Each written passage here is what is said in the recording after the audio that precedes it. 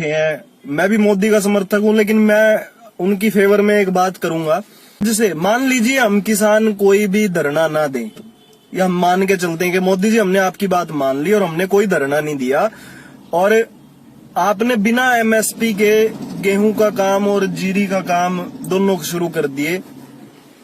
आपकी बात पर विश्वास करके हम लोगों ने काम शुरू करवा दिया। अब मेरा छोटा सा प्रश्न ये है कि 1 साल बाद अब आपकी जो गोदाम है, चाहे वो एफसीआई का गोदाम हो, चाहे हैफेड का गोदाम है, हरियाणा में जो हैफेड है, वो खाली होंगे क्योंकि सरकारी खरीद नहीं है।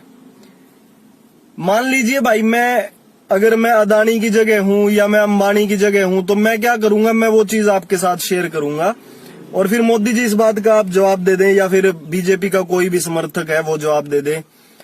मैं ये कहता हूं कि मैंने एक मौका देखा, क्योंकि मैं बिजनेसमैन हूं और मैंने ये देखना है कि मेरा प्रॉफिट कहां होगा। मुझे लोगों से कोई मतलब नहीं है, जिम्मेदार मरे जिए मुझे उससे कोई मतलब नहीं है। तो मेरा एक सीधा सा पॉइंट ऑफ व्यू है कि मुझे मुनाफा देखना है, क्योंकि मैं बिजनेसमैन हूं। मैंने देखा कि आपके गोदाम खाली पड़े हैं और मैं सरकार के साथ डील करूं उससे पहले क्योंकि इस लाइन में अगर मोनोपोली किसी की होगी तो वो ये मान लेना कि बैठे बिठाए खरबोपति बनेगा, क्योंकि उसे काम करने के लिए दुनिया भर के किसान मिलेंगे। तो मैं ये कह रहा हूं कि मैं बात करूंगा जाकर के किसी बड़ी कंपनी, जैसे मान लीजिए रिलायंस वाला है, मैंने उससे बात किया कि भाई अंबानी एक काम करते हैं, दोनों जने मिल करके एक वेंचर शुरू करते हैं, मतलब एक बिजनेस शुरू करते हैं, जिसमें हम क्या करेंगे, सरकार के जो खाली पड़े गोदाम हैं, क्योंकि सरकार खरीद नहीं कर रही है गेहूं की और जीरी की, तो जो एफसीआई के और इसके गोदाम खाली पड़े हैं उनको किराए पर लेते हैं। तो जनाब हमने बात की, और क्योंकि सरकार के खाली पड़े हैं तो सरकार किराए पे देगी, तो सरकार से हमने किराए पे ले लिए एफसीआई के गोदाम और आपके हैफेड के गोदाम, और पंजाब में जो पंजाब का लोकल बोर्ड होगा वहां के गोदाम, तो हमने वो सारे गोदाम किराए पर ले लिए। सरकार देगी क्योंकि खाली है। अब अगला क्वेश्चन ये है कि क्योंकि जिम्मेदार हैं, जिम्मेदारों को मैं 1900 रुपए दे रहा हूं, मैं खुद का प्लान बता रहा हूं। अगर मैं अंबानी अदानी हूं तो मैं क्या करूंगा, मैं जिम्मेदारों को पहले साल 1900 रुपए दूंगा। ठीक है जी, आप फसल हमें दो, कोई बात नहीं, 1% हम देंगे आड़ती को, आड़ती भाग करके खरीदेगा। हाँ जी ठीक है, बाहर से बाहर बिकवाओ सारी। हमने गेहूं सारी स्टॉक कर ली। अब गेहूं स्टॉक कर ली, इसके बाद आता है अगला साल, मैंने चलो बेच दी, लेकर के जो लेने वाले हैं, सरकार को भी मैं ही बेच रहा हूं क्योंकि सरकार को भी खरीद करनी है, तो मैंने सरकार को भी दे दीजिए, ले लो आप। अब आया अगला साल, अगले साल आड़तियों को मैंने बोला कि भाई मैं आपको दूंगा 2%, ठीक है, क्योंकि गोदाम मेरे पास है, मैं आड़तियों को दूंगा 2%, और एमएसपी का कोई रोल नहीं है, तो मैं बोलूंगा भाई या तो जिम्मेदारों को बेचनी है अपनी गेहूं और जीरी, गेहूं बेचनी है मैं 1500 रुपए में खरीदता हूं, नहीं तो जहां मर्जी बेच ले। जो 2-2 किलो के मालिक हैं, जो 3-3 किलो के मालिक हैं, वो खड़े खड़ाए लास्ट में आके अगर मैं ये डिसीजन ले लूं तो वो कहीं के नहीं रहेंगे, क्योंकि उनके पास स्टॉक करने की कोई जगह नहीं है। अब ये जो 1800-1900 से घटा करके मैं अगले साल 1500 कर रहा हूं, कानूनी तौर पे मैंने कोई गलत थोड़ी किया भाई, कानूनी तौर पे तो मैं सही हूं क्योंकि मैंने कोई गलत काम किया नहीं। अब जिम्मेदार को बेचनी पड़ेगी क्योंकि मजबूरी है, और कहीं कर ही नहीं सकते कुछ। आड़ती को मैंने दे दिया 2% के भाई तू लेके आ, कोई दिक्कत नहीं, 2% मैं तुझे दूंगा, जितनी बिकवाएगा जितनी लेके आएगा तो करता हूं। तो अब 1500 में जिम्मेदार पिट गया। तो अगर जिम्मेदार इस बात को समझ गया तो भाई इसको शेयर कर दे जिम्मेदार। अब आगे मैं दूसरों की बात बताता हूं कि दूसरों को क्या कमी आएगी। जिम्मेदार ने तो बेच दी भाई, जिम्मेदार की बिकी 300-400 रुपए कम, 1 एकड़ जमीन पे जिम्मेदार को सीधा 10,000 का लॉस है एक फसल में। तो ये जो मेरे दुकानदार भाई हैं, सबको पता है कि जिम्मेदार जो है वो 75% से 80% मार्केट को कैप्चर करता है। तो आपकी जूते की दुकान है, आपकी गारमेंट्स की दुकान है, आपकी इलेक्ट्रॉनिक्स की दुकान है, आपकी जो मर्जी दुकान है, जब मेरे पास पैसा नहीं, मतलब जिम्मेदार के पास पैसा नहीं है, किसान के पास पैसा नहीं है, तो आपसे सामान कौन खरीदेगा? अगर ये यहाँ बुद्धि में बढ़ रही हो ना थोड़ी बहुत, तो अब जिम्मेदार ये जितने दुकानदार हैं या बिजनेसमैन छोटे मोटे हैं, अब आप शेयर कर लेना इस बात को। ये वीडियो शेयर अब आपकी जिम्मेवारी बनती है।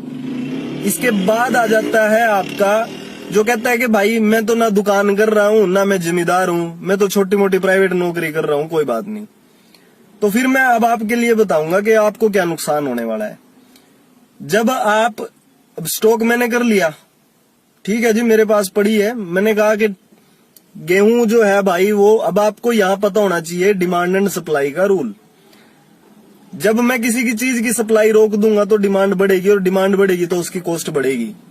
जब सारे मेरे पास गेहूं स्टॉक हो चुकी है, मेरी मर्जी भाई, जो चीज मैं पहले 25 की बेच रहा था मैं कह रहा हूं मैं तो 30 की बेचूंगा, लेना है ले, नहीं लेना ला लो। अब गेहूं आटा किसने खरीदना है? आपने। जब मैं 30 की गेहूं बेच रहा हूं तो उसको आटा बेचने वाला 40 में बेचेगा। अब वो आपके ऊपर एक्स्ट्रा बर्डन हो गया। ब्रेड ले लो, बिस्कुट ले लो, हर वो चीज जो आटे से बनती है, गेहूं से बनती है, वो महंगी होगी।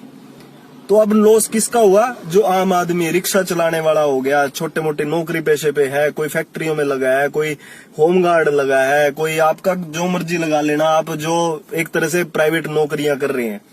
तो आप ये मत सोचना कि आपकी जेब पे बर्डन नहीं पड़ेगा, ठीक है। अब आपकी जिम्मेवारी बनती है कि इसे शेर मारो। 3 हो गए।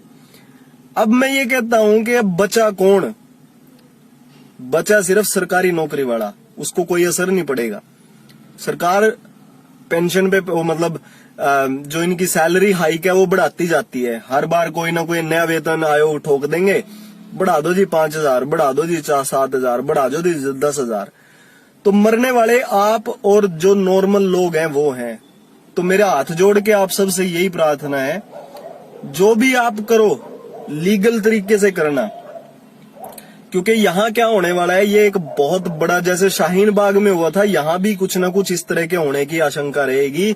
खालिस्तानी जो है वो बाहर से पैसा भेजेंगे, 100% भेजेंगे। हवाला कांड है, मुझे पता है यार, आप सबको पता है हवाला कांड से पैसा आएगा। चाइना इसी ताक में बैठा हुआ है कि इंडिया के अंदर क्या कुछ हो उसको हम ठोके, तो दूसरी तरफ चाइना दब के पैसा भेजेगा। तीसरी तरफ जो पैसा आएगा वो आएगा जो इस देश के अंदर करप्ट पार्टियां बैठी हुई हैं, जो चाहती नहीं कि इस देश में कोई तरक्की हो।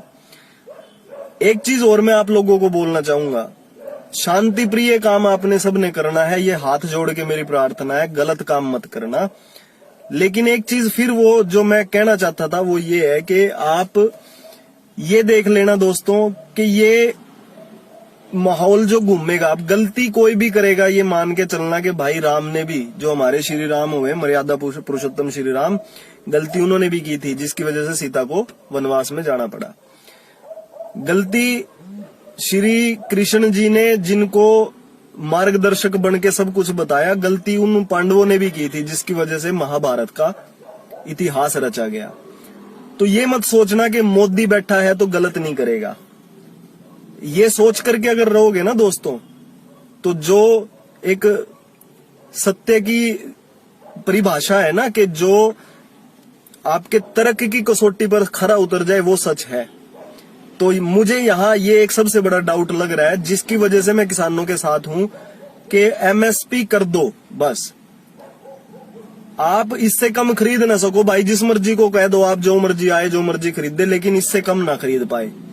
सरकार खरीद रही थी तो हमें भी एक आश्वासन था, हमारी पेमेंट नहीं मरती, हमारे पैसे नहीं मरते, हम लोगों को जो रेट है वो सही मिलता है। आप बात करो बिहार की, बिहार में चावल, वहां मंडी सिस्टम नहीं है, अगर आपको पता होगा। वहां बिजनेसमैन खरीदते हैं जो आपकी जीरी है, उसको वो फिर चावल बना करके भेजते हैं। बड़े बड़े जो बिजनेसमैन थे यहाँ सेलर वाले, उन्होंने क्या किया, अपनी नंबर 2 की कंपनियां बनाई, जीरियां ली, हाँ जी हमने इतनी जीरी ली, वहां से चावल लिया, 1600-1700 में चावल आ गया, और यहाँ चूना लगाया सरकार को। सरकार ने अपनी नाकामियां छिपाई है। सरकार अगर ये चीज ना करके, अब सेलर वालों ने इतना लूटा, आपने उनका क्या किया? कुछ भी नहीं। आपने एक इंक्वायरी बिठाई, उसके बाद छुट्टी जी, कुछ भी नहीं हुआ जी, कुछ भी नहीं हुआ, कुछ भी नहीं हुआ। लेकिन हुआ सब कुछ है, सबको पता है, इतने अंधे हम भी नहीं है, इतना अंधा कोई भी नहीं है। तो सरकार भी कहीं ना कहीं गलत है। किसानों के साथ आपको खड़ा होना पड़ेगा, हर आदमी को खड़ा होना पड़ेगा, क्योंकि ये सिर्फ किसान की लड़ाई नहीं, ये सबकी लड़ाई है। उम्मीद करता हूं दोस्तों आप इस बात को शेयर करोगे। धन्यवाद।